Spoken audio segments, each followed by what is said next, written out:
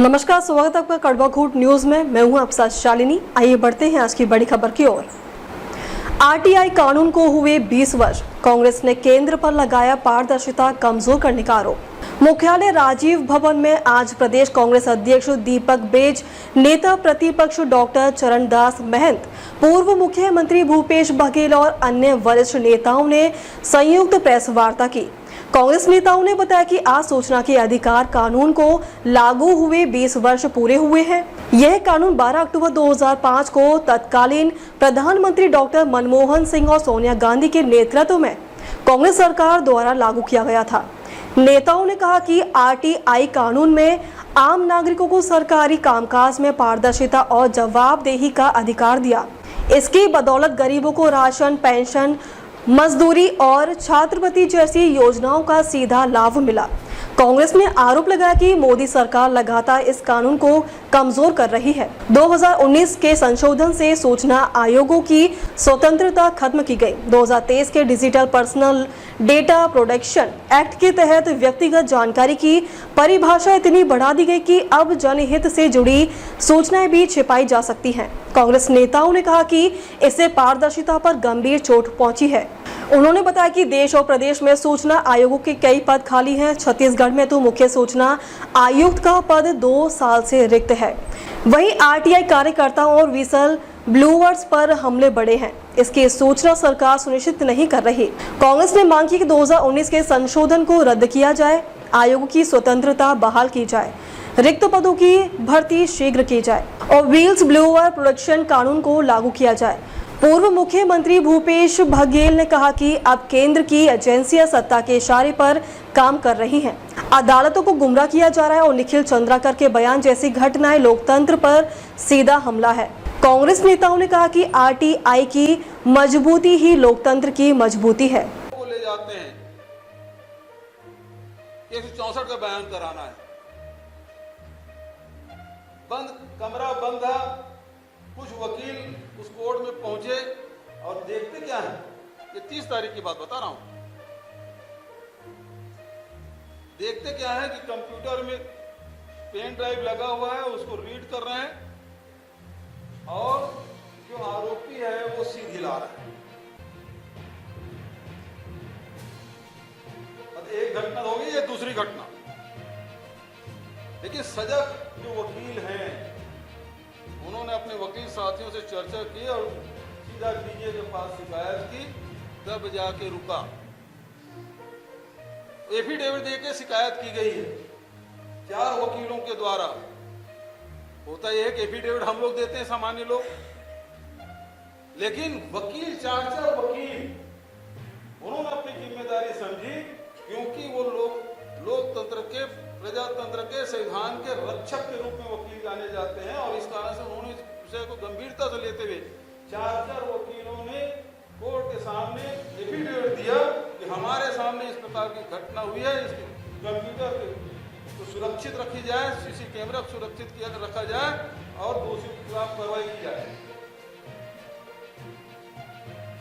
दूसरी घटना, इसका मतलब ये है कि एसीबी, ईओडब्ल्यू, राज्य सरकार के अधिकारियों को न ही कानून का डर है, न ही न्यायालय का डर है, जो चाहे कर सकते हैं। ये स्थिति बनी हुई है, वह दुर्भाग्यजनक है। और इसीलिए जो अलग अलग कोर्ट, क्योंकि हाई कोर्ट के निर्देश हैं, यहाँ एक ही पान का उपयोग किया जाए और उसको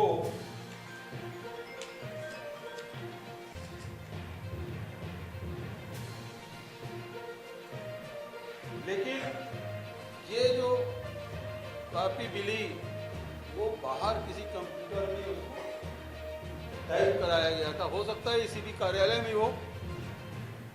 न्यायालय के जो ऑर्डर लिखने की जो प्रक्रिया है उससे बिल्कुल भिन्न प्रक्रिया अपनाया गया और उसमें हेडिंग बकायदा दिया गया, अलग अलग हेडिंग दे के लिखा गया। ये कभी न्यायालय में ऐसा नहीं होता, कोई भी कोर्ट का आदेश। लेकिन इसमें 164 बयान जो निखिल चंद्राकर के जो बयान उसमें स्पष्ट लिखा गया तो इस मामले में जो फॉरेंसिक जांच के लिए दिया गया और फॉरेंसिक जांच में स्पष्ट हो गया कि ये कोर्ट के जो कंप्यूटर का फॉन्ट है और ये जो 164 के जो बयान दर्ज कराया जो फॉन्ट अलग अलग है, तो ये एसीबी का षड्यंत्र, ईओडब्ल्यू का षड्यंत्र स्पष्ट उजागर होता है। और इसी आधार पर अभी 10 तारीख को सीजीएम के कोर्ट में इस शिकायत हुई और शिकायत होने के बाद एसीबी के 3 अधिकारियों के खिलाफ उसको उपस्थित होने 25/10 को उपस्थित होने के लिए कहा गया माननीय न्यायालय के द्वारा। अब सवाल ये उठता है, आज लगातार विपक्ष के लोगों के द्वारा ये मामला उठाया जाता है कि लोकतंत्र खतरे में है, संविधान खतरे में है। राहुल जी लगातार संविधान रक्षा की बात करते हैं, खड़गे जी संविधान की रक्षा की बात करते हैं और लगातार इस बात का उल्लेख करते हैं कि किस प्रकार से ईडी, सीबीआई, आईटी, डीआरआई इसका दुरुपयोग हो रहा है, विपक्षी दलों को दबाने के लिए इसका उपयोग हो रहा है। जितने भी लोकतंत्र को मजबूत करने वाली संस्थाएं हैं उसका दुरुपयोग भारतीय जनता पार्टी केंद्र की सरकार कर रही है। दूसरी बात, अभी जिस प्रकार से चुनाव आयोग का मामला आया, चुनाव आयोग सबसे बड़ा आयोग है पूरे दुनिया में उसकी प्रतिष्ठा है इस चुनाव आयोग का, क्योंकि सबसे बड़े लोकतांत्रिक देश के चुनाव कराने की जिम्मेदारी वो संस्था भी अब शंका के दायरे में उसकी विस्तृतता खत्म हो गई है। तो ये लोकतंत्र के संविधान में जो व्यवस्था 3 स्तंभ है, घोषित रूप से अलग मीडिया को हम चौथा कहते हैं, लेकिन पहला न्यायपालिका है, कार्यपालिका है, विधायिका, ये 3 स्तंभ है लोकतंत्र के। और यदि और इसको स्वायत्तता मिली हुई है, इनको अधिकार मिला हुआ है ताकि लोगों को, भारत के नागरिकों को न्याय मिल सके, इसकी व्यवस्था की गई है। उसके साथ अन्याय न हो, उसको सुरक्षा मिलती रहे। लेकिन ये सारे यदि तीनों संगठन यदि एक हो जाए और एक के डायरेक्शन में सब चलना शुरू हो जाए तो फिर लोकतंत्र बचेगा कहां। आदरणीय मीडिया के साथीगण, आज हम लोग के इस महत्वपूर्ण 2 बिंदु पर पत्रकार वार्ता रखा गया है। हम लोग के बीच में पूर्व मुख्यमंत्री और एआईसीसी के महासचिव पंजाब के इंचार्ज माननीय भूपेश बघेल जी और हमारे विधायक दल के नेता माननीय चरणदास महंत जी, साथ ही माननीय बलकीत सिंह गैदू जी, महामंत्री इंचार्ज, और मोहम्मद अकबर जी, सुशीलानंद शुक्ला जी संचार प्रमुख, साथ ही हमारे बीच में शिव डहरिया जी, सत्यनारायण शर्मा जी, राजेंद्र तिवारी जी और छाया वर्मा जी, भाई सतलेन कामदार जी और गिरीश देवांगन जी, विकास उपाध्याय जी और तमाम हमारे आदरणीय कांग्रेस के स्पोक पर्सन साथी का। आदरणीय साथियों, सबसे पहले मैं प्रदेश की जनता को बधाई और शुभकामनाएं देता हूं कि आज जो यूपीए की कांग्रेस की सरकार ने देश की जनता के लिए, उनके हक के लिए शासन और प्रशासन की पारदर्शिता को बनाए रखने के लिए जो सूचना के अधिकार कानून लाए, वो आज 20 वर्ष पूरा हो गया। इसलिए 20वीं वर्षगांठ पे आज एक पीसी आयोजित की गई है जो एआईसीसी के मार्गदर्शन में आज का पीसी रखा गया है। ये सूचना का अधिकार देश के आम नागरिकों के लिए एक सशक्त और मजबूत बनाने वाली कानून लागू हुए जो आज 20 वर्ष पूरा हुए। और प्रधानमंत्री डॉक्टर मनमोहन सिंह जी और यूपीए चेयरपर्सन श्रीमती सोनिया गांधी जी के नेतृत्व में आज ही के दिन 12 अक्टूबर 2005 को कांग्रेस नेतृत्व वाली सरकार ने देश की आम जनता को मजबूत और सशक्त बनाने के लिए सूचना के अधिकार कानून लागू किए।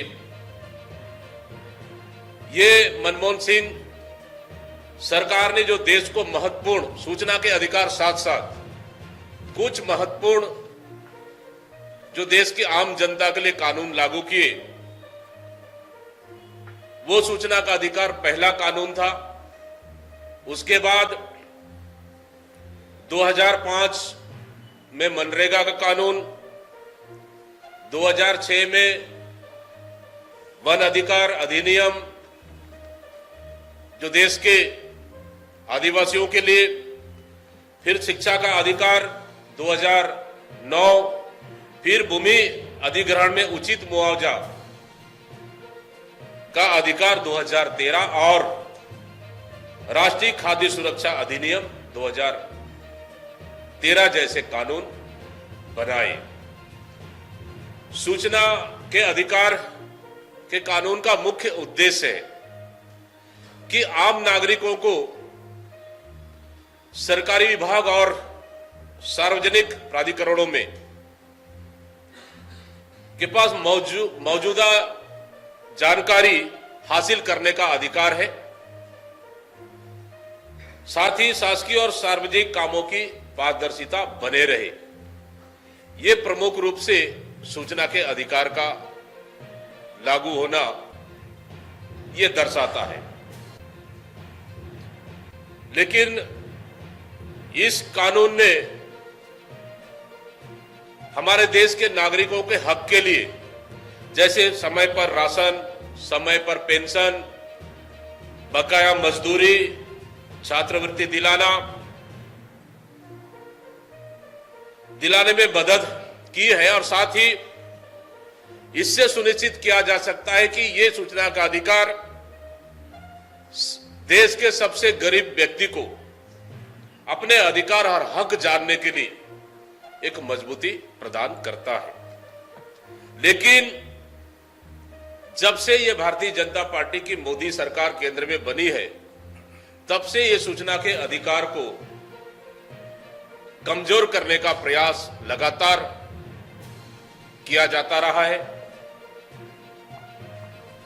2019 में एक संशोधन करके इस कानून की स्वतंत्रता को कमजोर करने का प्रयास किया और कार्यपालिका को मजबूत मोदी सरकार ने किया, ताकि जिस तरह से 2023 डिजिटल पर्सनल डेटा प्रोटेक्शन अधिनियम धारा 44(3) लागू कर डिजिटल पर्सनल डेटा प्रोटेक्शन अधिनियम ने आरटीआई की धारा 8(1)(j) में संशोधन किया, जिससे व्यक्तिगत जानकारी की परिभाषा का दायरा बहुत बढ़ा दिया गया। इससे पहले व्यक्तिगत जानकारी जनहित में होने पर उजागर किया जाता था, लेकिन अब संशोधित प्रावधान यह कहता है कि कोई भी जानकारी जो व्यक्तिगत जानकारी संबंधित हो प्रकट नहीं की जा सकती, उनको छुपाया जा सकता है। इससे कहीं न कहीं सार्वजनिक कर्तव्य और सार्वजनिक धन के उपयोग से संबंधित जानकारी का खुलासा भी रोका जा सकता है। पर्सनल डेटा प्रोटेक्शन अधिनियम के लागू होने के बाद कई ऐसे महत्वपूर्ण सार्वजनिक डेटा को निजी मानकर, जैसे मतदाता सूची और व्यय विवरण या अन्य जनहित से जुड़ी सूचनाओं की सूचना देने से इनकार का रास्ता खोल देता है। अब तक के लिए बस इतना ही। फिर होगी आपसे मुलाकात। तब तक के लिए नमस्कार और देखते रहिए कड़वा घूट न्यूज।